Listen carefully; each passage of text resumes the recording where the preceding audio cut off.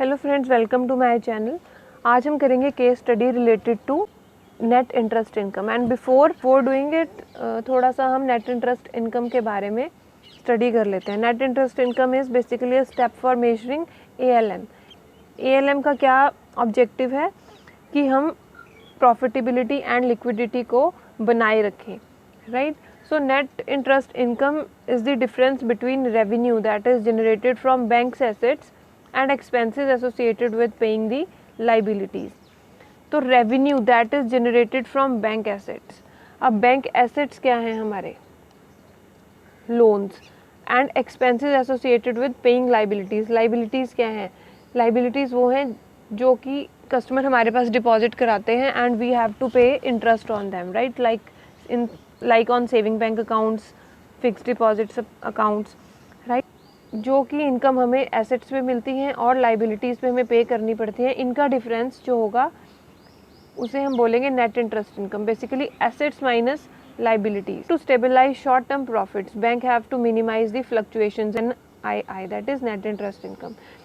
तो अपने प्रॉफिट्स को स्टेबलाइज करने के लिए, शॉर्ट टर्म प्रॉफिट्स को स्टेबलाइज करने के लिए bank have to minimise the fluctuations in the net interest income. And net interest income is calculated as interest income minus interest expenses. जितनी भी इनकम हमें हुई है इंटरेस्ट से माइनस इंटरेस्ट जितना भी हमने पे किया है कस्टमर्स को, एक्सपेंस हुए हैं जो हमारे, तो net interest minus interest expenses is net interest income. It also tells short term profits. ये हमें शॉर्ट टर्म प्रॉफिट्स के बारे में बताता है basically net interest income. And जितना ज़्यादा NII होगा उतना ही इंस्टीट्यूशन के लिए अच्छा होगा। The more the NII, the more it is good for the institution. So let's do the case study. A bank has following repricing assets and liabilities: call money, cash credit loans, cash in hand, saving bank, fixed deposits and current deposits. And we have to answer the questions related to change in interest rates on net interest income. सबसे पहले जब यहाँ पर change in interest आएगा तो सबसे पहले हम ये देखेंगे कि हमारा जो कैश इन हैंड है एंड करंट डिपॉजिट्स है, इनके ऊपर हमें कोई भी इंटरेस्ट नहीं मिलता और ना ही हम कस्टमर को पे करते हैं, राइट। करंट डिपॉजिट्स पे हम कस्टमर को कोई भी इंटरेस्ट पे नहीं करते और कैश इन हैंड पे हमें कोई भी इंटरेस्ट नहीं मिलता है। जब बात हो रही है repricing of assets and liabilities, जब बात हो रही है चेंज इन इंटरेस्ट रेट्स, तो हम इनको क्वेश्चंस में इंक्लूड नहीं करेंगे, राइट। तो अब हम इनको सॉल्व करते हैं। बैंक की पॉइंट ऑफ व्यू से हमारे जो लोन्स हैं वो हमारे एसेट्स हैं। एसेट्स हुए हमारे call money that is ₹300 crore, ये गिवन है। Cash credit is ₹240 crore, liabilities saving bank deposits that is 300 crore and fix deposits ₹300 crore. हम cash in hand and current deposits को हम कंसिडर नहीं करेंगे because these are not subject to the repricing. हम इन दोनों को इग्नोर करेंगे while calculation of these questions. तो फर्स्ट क्वेश्चन है, what is the adjusted gap in repricing of assets and liabilities. Adjusted gap क्या? Assets minus liabilities. अब हमारी एसेट्स क्या थे? कॉल मनी एंड CC, तो 300 and 248 is given and liabilities क्या है हमारी? Saving fund and fixed deposit, तो it is 300 + 300, so 540 crore minus 600 crore. So there is negative gap of 60 crore because assets are less than liabilities. Assets are 540 crore and liabilities are 600 crore, so there is negative gap of 60 crores. So the answer is C, 60 crore negative. Next question is, what is the change in net interest income if the interest falls by 2% points across the board? Means assets and liabilities दोनों के लिए 2% कम हो जाए interest, तो हमारी net interest income पर उसका क्या फ़र्क पड़ेगा? There is a negative gap. Interest bearing liabilities are more, so if interest rate declines, it is good for the bank. Gap negative है, तो अगर इंटरेस्ट रेट डिक्लाइन तो ये बैंक के लिए अच्छा होगा क्योंकि हमें कम पे करना पड़ेगा कस्टमर्स को। अगर इंटरेस्ट रेट कम होगा तो ये बैंक के लिए अच्छा है बिकॉज हमारी लाइबिलिटीज़ ज़्यादा है, इंटरेस्ट बेयरिंग लाइबिलिटीज़ हमारी ज़्यादा हैं, हमें ज़्यादा इंटरेस्ट पे करना पड़ रहा है, जबकि एसेट्स हमारे कम हैं, हमें कम इंटरेस्ट आ रहा है, तो जितना इंटरेस्ट रेट कम हो जाएगा उतना ही हमारे लिए अच्छा है, उतनी ही हमारी इम्प्रूवमेंट होगी नेट इंटरेस्ट इनकम में। Last question, we have calculated a negative gap of ₹60 crore and अगर 2% से इंटरेस्ट रेट कम हो जाता है तो it leads to increase in net interest income, hence it is 60 crore multiplied by 2%, that is 1.20 crore. So the answer is it improves by 1.20 crore. Next is, if the interest rate on assets and liabilities increase by 2%, what is the change in net interest income?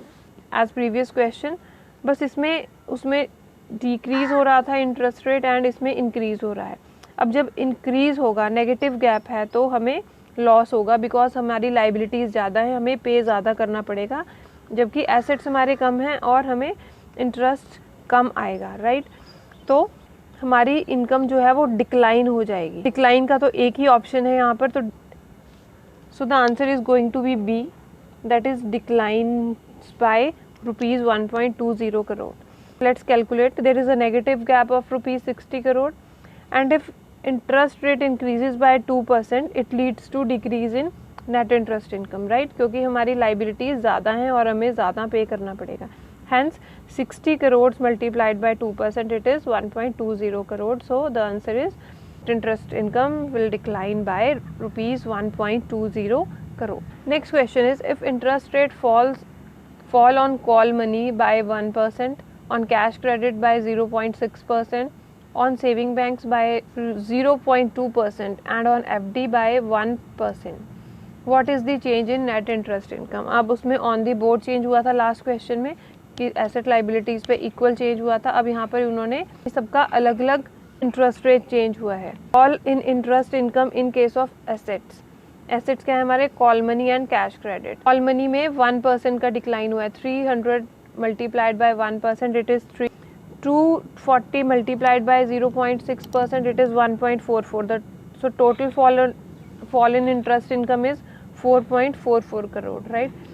And fall in interest income in case of liabilities, 300 multiplied by 0.2%, and FD के case में 300 multiplied by 1%. So the total fall in interest income in case of liabilities is 3.60. So net fall क्या होगा, assets में से हम liabilities को minus कर देंगे। So assets are 4.44 crore and liabilities are 3.60 crore. So the answer is 0.84 crore.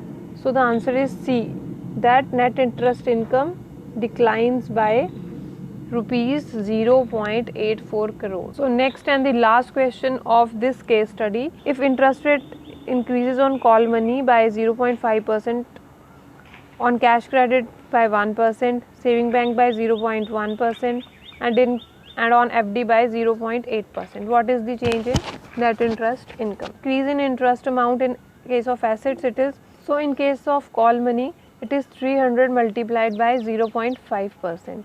and in case of cash credit it is 240 multiplied by 1%. Cash credit में changes हुए थे 1% से, तो हमने 300 and 240 लिया है, हमें गिवन है क्वेश्चन में call money is 300, cash credit loans are ₹240 crore, right. And so in case of saving bank is given 300 crores, FD is given 300 crores. So changes in saving bank account is by 0.1%. So 300 multiplied by 0.1%, and in case of fixed deposit 300 multiplied by 0.8%. Net interest income in case of assets it is 3.90 crore, and in case of liabilities it is 2.70 crore. So net improvement in NII is assets minus liabilities 3.90 minus 2.70 crores, that is 1.20 crores. So the answer is net interest income will improve by 1.20 crores. The answer is D. So that is all about today's video. अगर आपको ये video पसंद आई हो तो please like कीजिए, share कीजिए, subscribe कीजिए। Thank you.